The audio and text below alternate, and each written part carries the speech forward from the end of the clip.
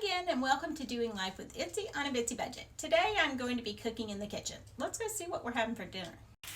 Alright, the first thing I'm going to do is just kind of open the ham. This is a glazed ham that comes with a packet, and I'm not sure I'm going to put that brown sugar packet because a lot of times when I'm going to use this later in soups, it's just my husband and I. And if I'm going to use it in soups and all, I don't necessarily like that glaze.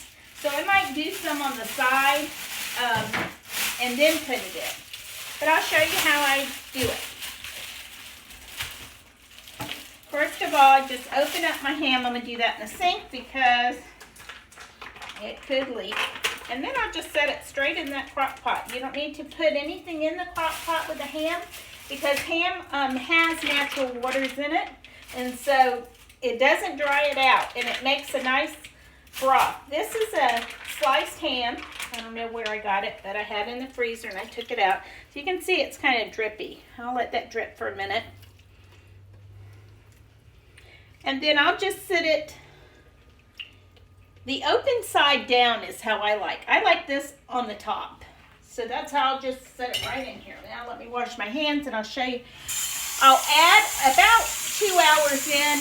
Really with the ham, you're just more or less heating it up for the main part. You know, it cooks slow. But I'll go ahead and put some onions around it later on and maybe even some potatoes.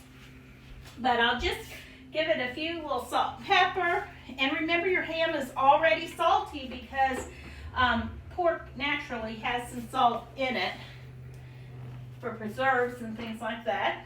And then I always use a little oregano with ham. A lot of people don't put oregano in their ham, but I like a little oregano. It gives it a little flavor that it takes away all the sweetness.